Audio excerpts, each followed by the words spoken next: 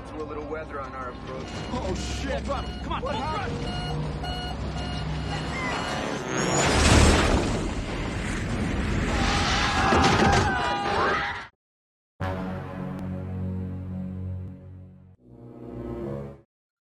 Halo Wal, apa kabar kalian semua? Semoga saja kalian yang menonton video ini selalu dalam kondisi baik, sehat, tanpa kekurangan apapun. Yang pastinya, kotanya selalu aman. Menemani waktu bersantai kalian, Mimin kembali lagi akan berbagi satu alur cerita film yang berjudul Alif, rilis pada tahun 1993. Film garapan sutradara Frank Marshall ini diangkat dari kisah nyata yang terjadi pada tahun 1972, di mana saat itu sekelompok pemain tim rugby asal Uruguay terdampar di pegunungan Andes karena kecelakaan pesawat. Sebagian besar dari penumpang dan tim rugby meninggal dunia, sedangkan yang berhasil selamat harus bertahan hidup selama 72 hari kedinginan di padang salju tanpa makanan. Penasaran bagaimanakah cara mereka agar bisa bertahan hidup? Yuk, tanpa berlama-lama lagi, langsung saja kita simak alur ceritanya.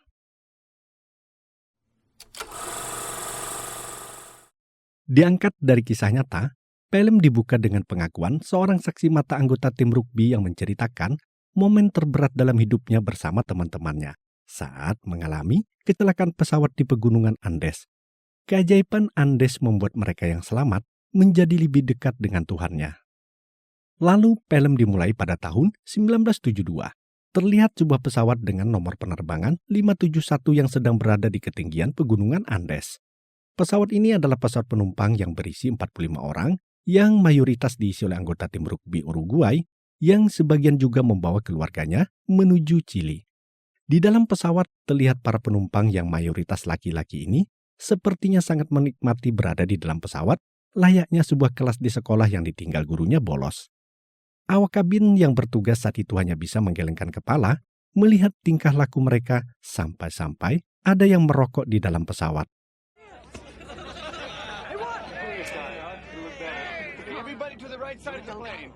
Sementara itu di ruang kokpit, kapten mengabarkan kepada menara kontrol dengan kondisi cuaca buruk yang akan mereka lewati.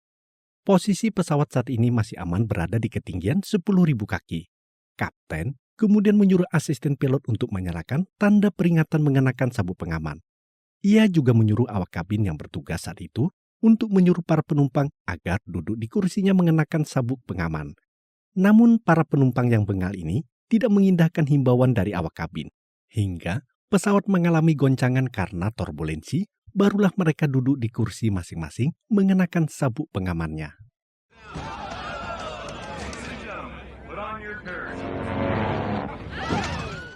Sementara itu di ruang kokpit, saat pesawat sudah berhasil keluar dari cuaca buruk, kapten dan asistennya terkejut saat menyadari posisi mereka yang sangat rendah dari pegunungan yang ada di depan mereka.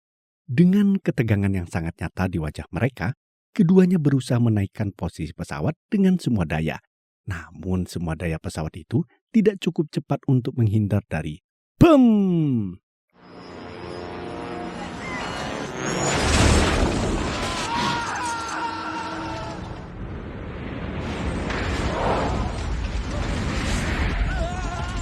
Pesawat yang naas itu akhirnya berhenti setelah meluncur tak terkendali dan menghantam gundukan tebing yang tebal.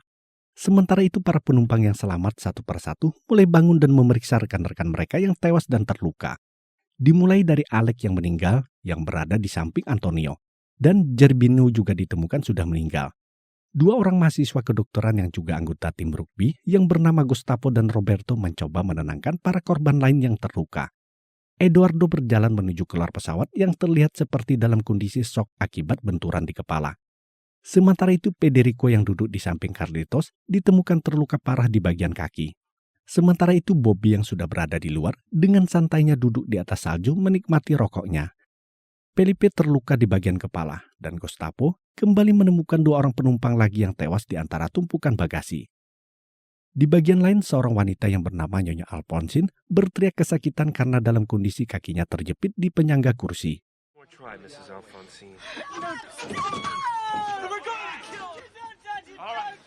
Roberto bersama Roy yang selamat menemukan Alberto yang juga terluka di bagian kaki dalam kondisi terjepit di dalam kursi.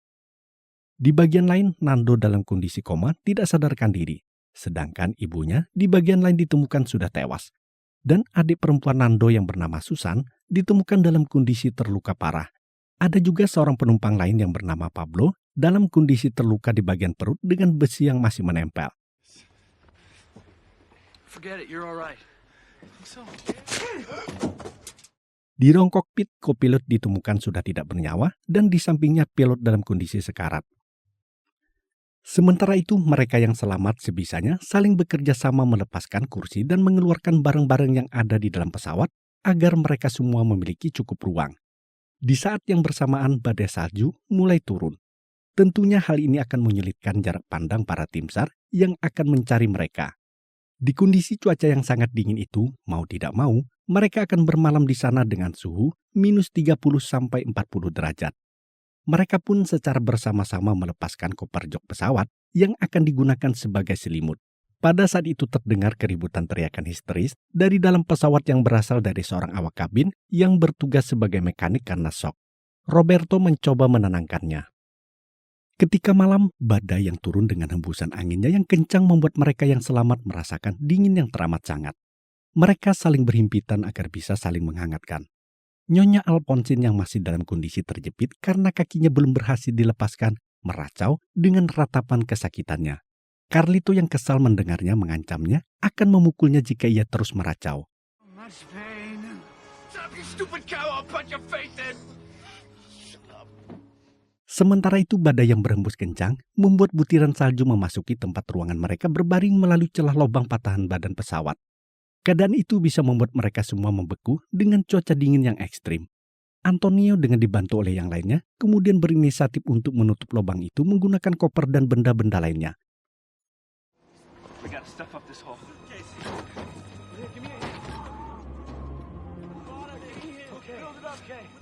Keesokan harinya mereka menemukan Felipe yang terluka di bagian kepala telah meninggal.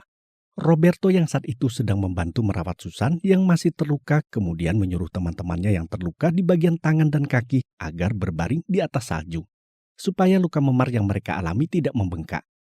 Sementara itu Antonio mendatangi ruang kokpit. Di sana ia menemukan Praga, salah seorang awak pesawat yang sedang berada di sana. Praga memberitahukan kalau si kapten yang kemarin sekarat kini sudah meninggal. Antonio kemudian menanyakan kepada awak itu apakah di pesawat itu memiliki suar persediaan makanan atau sejenisnya. Namun ternyata di pesawat itu tidak tersedia semua yang mereka butuhkan. Antonio kemudian menanyakan kepada Praga yang juga seorang mekanik, apakah ia bisa memperbaiki radio pesawat yang rusak. Praga yang saat itu bertingkah aneh, sepertinya ia mengalami gangguan mental semenjak kecelakaan tersebut kemudian mengatakan ia tidak bisa memperbaiki radio itu karena baterainya tidak ada dan baterainya berada di ekor pesawat yang hilang. God, not without batteries. What about the radio? The tail's gone! Semua orang yang tewas mereka baringkan di atas salju dengan cara berjejer, termasuk seorang wanita yang tadi malam meracau, yaitu Nyonya Alphonso yang baru saja mereka temukan meninggal. Mereka kemudian mendoakan para korban yang meninggal dan berdoa untuk mereka semua yang masih hidup agar diberi keselamatan. Total mereka yang masih hidup berjumlah 27 orang. Mereka mengumpulkan semua persediaan makanan yang mereka temukan yang dalam jumlahnya sangat sedikit. Dan kini mereka semua dalam kondisi kelaparan. Untuk berjaga-jaga agar mereka semua bisa bertahan hidup lebih lama, Anthony sekapten membagi jatah makanan dengan adil. Masing-masing akan mendapatkan satu tutup botol anggur dan sepotong coklat. Give it to him.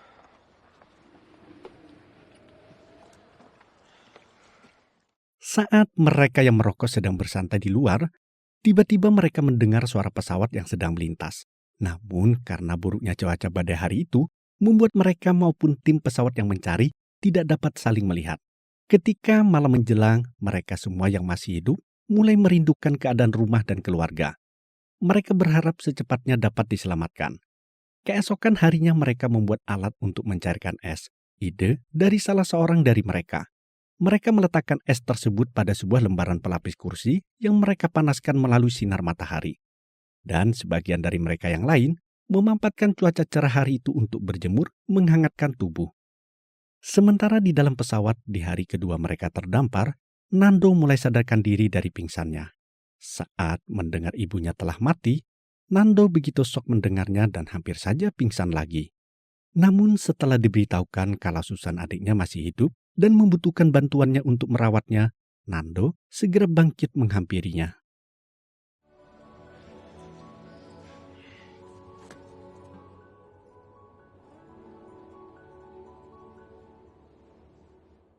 Pada keesokan harinya, di hari ketiga mereka berada di sana, sebuah pesawat terbang rendah di dekat lokasi mereka berada. Mereka semuanya pun berlari keluar dan berteriak memanggil pesawat yang terlihat berputar dan menggoyangkan sayapnya.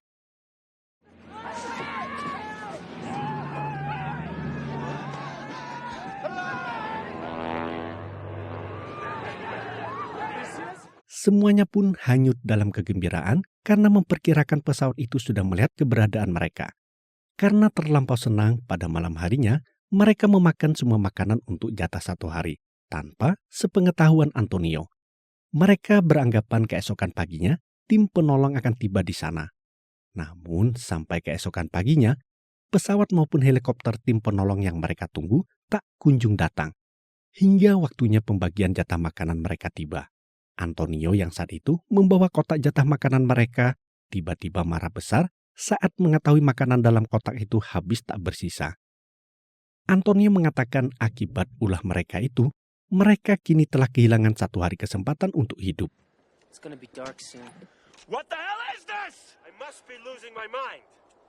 Don't you know that you're playing with our lives?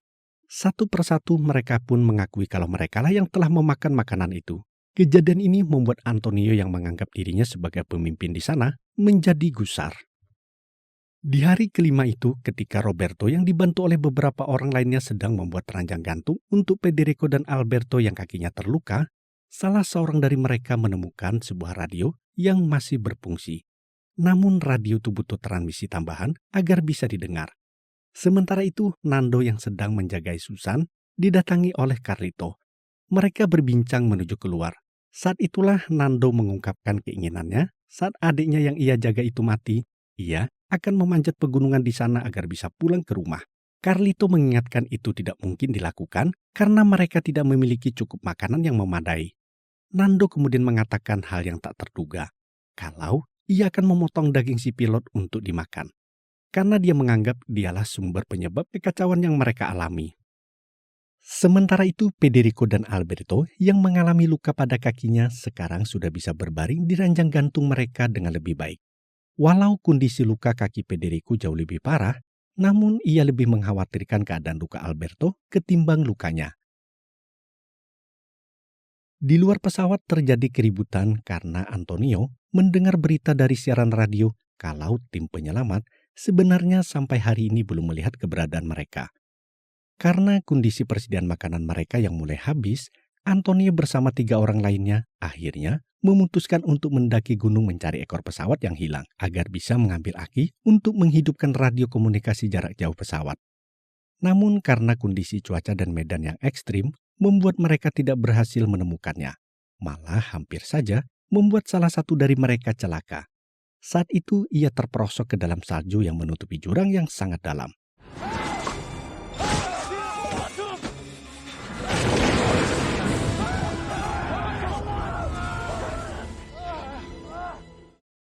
Setelah kejadian itu, mereka yang sudah sangat letih akhirnya memutuskan untuk kembali ke pesawat tanpa membawa hasil. Sementara itu di pesawat, Nando sedang mendengarkan dengan seksama penjelasan Alberto yang saat itu menemukan sebuah peta.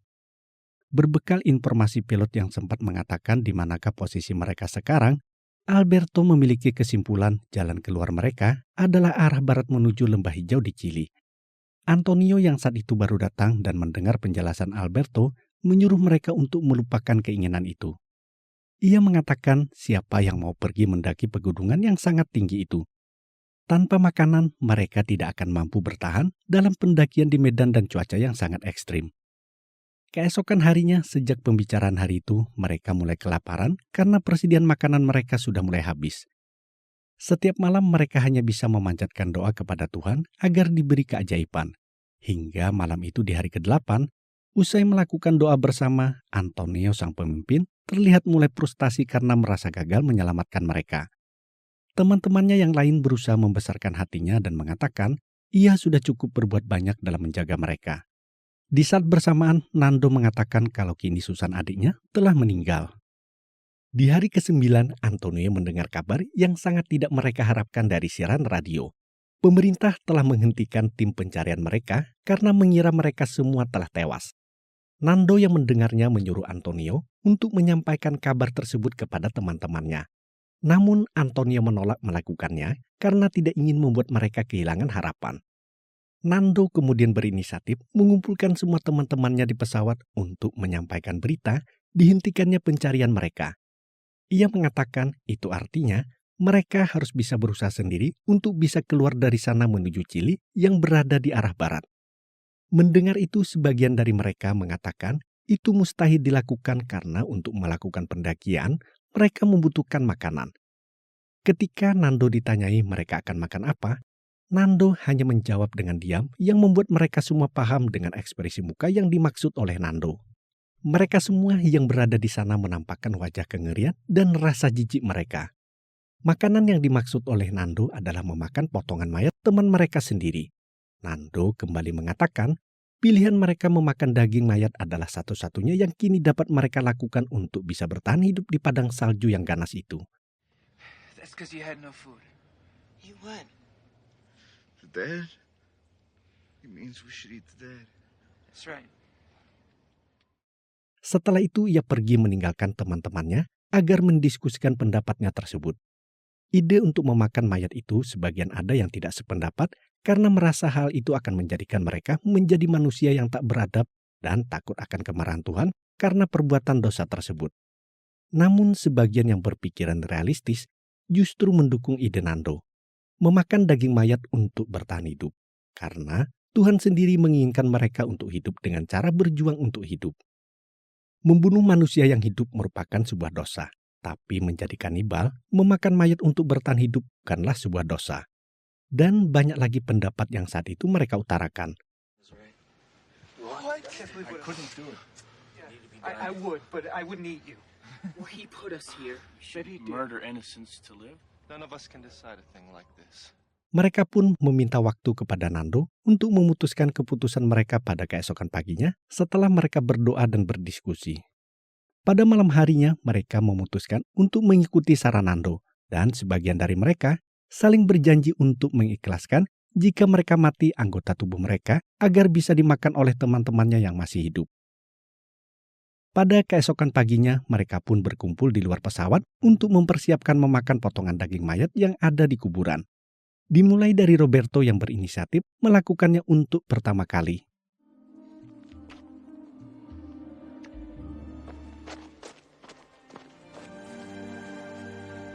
Come on. Setelah perut mereka mendapat asupan makanan dari potongan mayat, mereka mengirim 3 orang untuk pergi mencari ekor pesawat yang hilang. Pada malam harinya, mereka yang berada di pesawat mendoakan teman-teman mereka yang pergi. Keesokan paginya, mereka bertiga yang sedang dalam perjalanan mencari keberadaan ekor pesawat dalam kondisi yang sangat memprihatinkan. Pakaian mereka yang tidak memadai membuat mereka hampir mati membeku. Beruntung cuaca hari itu menampakkan keadaan yang cerah, sehingga sinar matahari yang bersinar sedikit membantu. Setelah melanjutkan pencarian beberapa saat, mereka menemukan beberapa kursi pesawat dan beberapa orang mayat teman mereka yang terlempar keluar saat kecelakaan terjadi. Mereka mengambil dompet dan kalung pada mayat tersebut yang nantinya untuk diserahkan kepada keluarga mereka yang masih hidup. Tidak jauh dari sana, mereka juga menemukan bagian sayap pesawat. Karena kondisi fisik mereka yang sudah letih, mereka memutuskan kembali ke pesawat dengan menjadikan bangkai sayap pesawat sebagai papan seluncuran salju.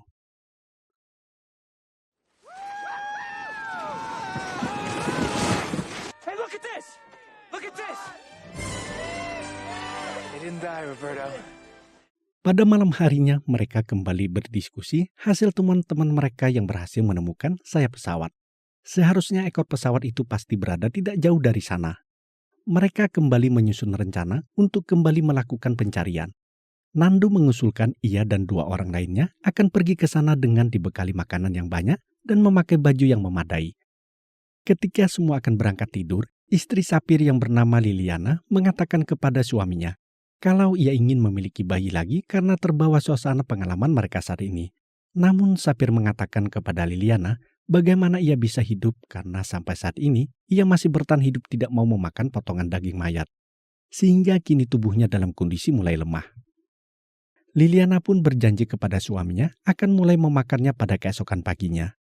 Ketika malam semakin larut dan semua orang dalam pesawat terlelap dalam tidur, tanpa mereka sadari sebuah bangkai es yang berada di atas gunung mengalami longsor dan kini meluncur menuju tempat mereka berada.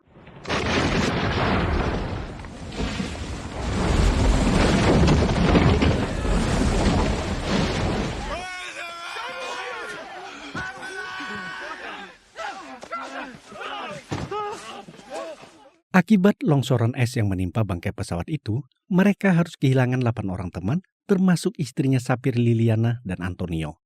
Dan di luar, badai salju terus berlangsung hingga beberapa hari.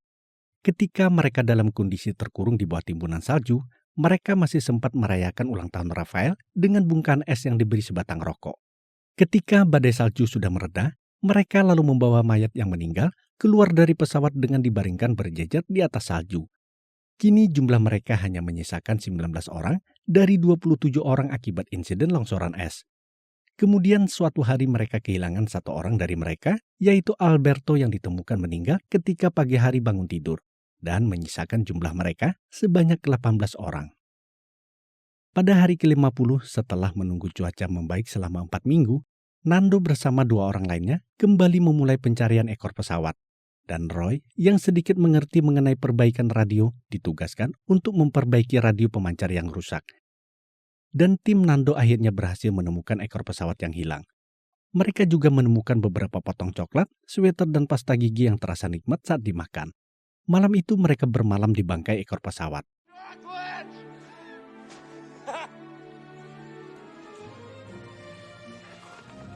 Clean underwear! Nando sempat mengajak mereka untuk melanjutkan berjalan kaki keesokan paginya menuju Chili. Namun ditolak oleh Roberto karena mereka tidak memiliki peralatan yang memadai. Keesokan harinya mereka tidak bisa membawa baterai radio yang mereka temukan karena terlalu berat. Nando kembali mengajak mereka untuk melanjutkan berjalan kaki menuju Chili. Roberto langsung marah dengan ide bodoh itu. Mereka memutuskan akan membawa Roy bersama radio untuk dibawa menuju ekor pesawat agar mereka bisa memperbaiki radio itu. Walau awalnya menolak untuk ikut, Roy akhirnya ikut menuju ekor pesawat. Namun sepanjang jalan, Roy terus mengeluh kelelahan. Saat mereka sampai di ekor pesawat, Roy belum berhasil memperbaiki radio itu hingga hari menjelang sore. Mereka kembali bermalam di sana. Saat itulah Nando kembali mengutarakan niatnya. Jika radio itu tidak berhasil diperbaiki, ia akan pergi mendaki gunung menuju Chili.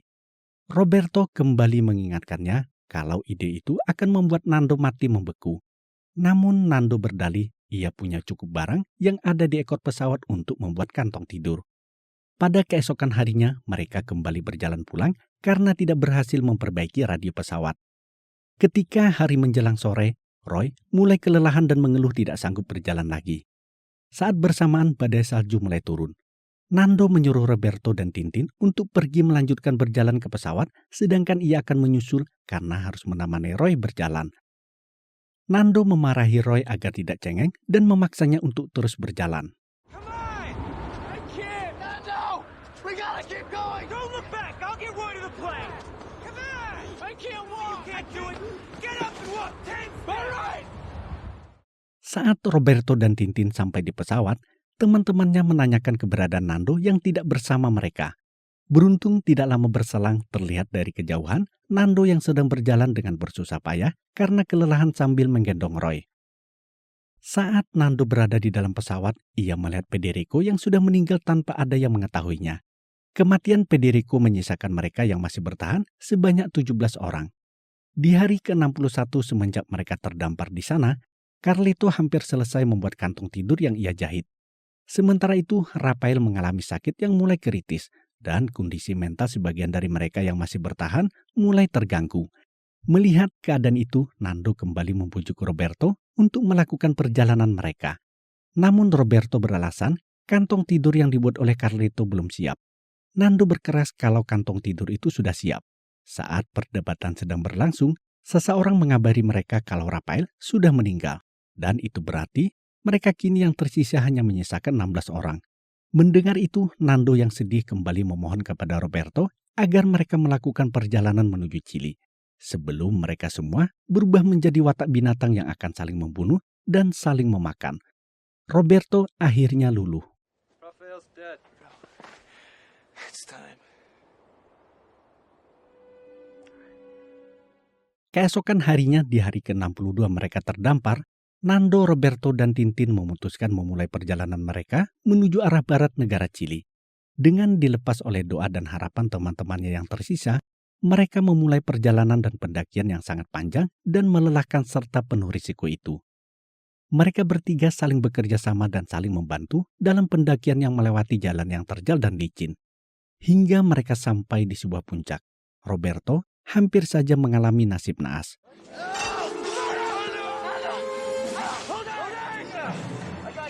Beruntung ia masih bisa bertahan di tepi jurang dan berhasil diselamatkan.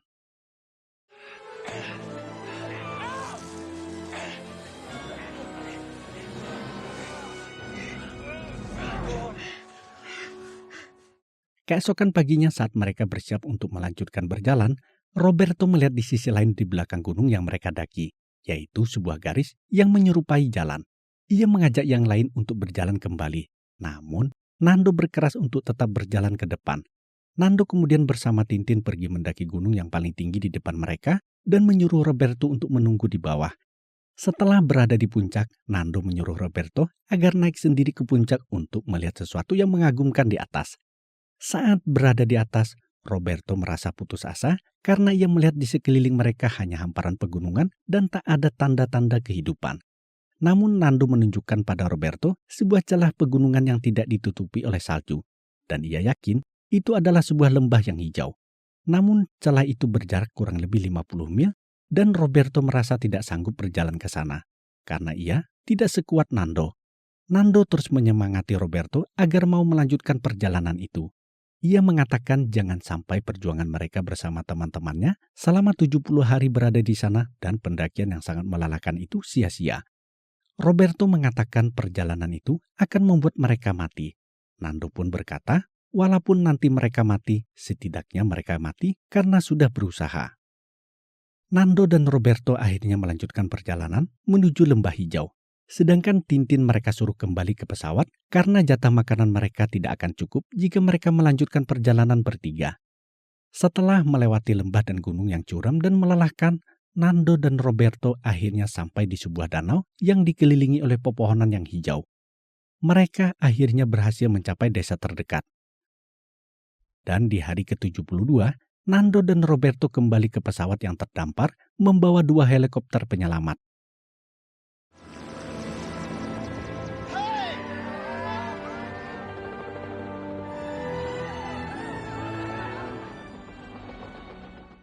Scene kembali kepada pria di awal film yang ternyata adalah Carlitos. Ia menceritakan setelah mereka semua diselamatkan, pemerintah mengirimkan tim khusus ke sana untuk menguburkan para korban yang meninggal dan membuat sebuah patung altar di ketinggian sebagai penanda dan penghormatan kepada para korban insiden jatuhnya pesawat Uruguay dengan nomor penerbangan 571. Dan film pun berakhir. Oke Wal, itu tadi sebuah alur cerita film yang sangat inspiratif. Banyak pelajaran yang bisa kita ambil dari cerita dalam film ini. Salah satunya adalah setiap kesulitan pasti akan ada jalan keluar. Dan jalan keluar dari setiap kesulitan adalah kemauan dan keyakinan. Karena kemauan akan membuat kamu dapat menentukan sebuah pilihan yang mengantarkanmu pada sebuah tujuan. Dan keyakinan adalah sumber kekuatan kita saat menghadapi rasa sakit maupun penderitaan dalam menjalaninya. Seperti dalam film ini, kemauan Nando untuk bisa selamat akhirnya berhasil menyelamatkan mereka semua walaupun harus melalui proses yang panjang dan melelahkan serta penuh risiko. Namun keyakinan yang kuat membuat ia tetap tegar dan berfokus pada tujuannya. Oke Wal, sampai di sini dulu dalam kebersamaan kita di video alur cerita film Alif. Semoga saja cara Mimin dalam bercerita bisa dipahami dan mampu membuat kalian semua terhibur. Berjumpa lagi dengan alur cerita Mimin selanjutnya. Sampai jumpa.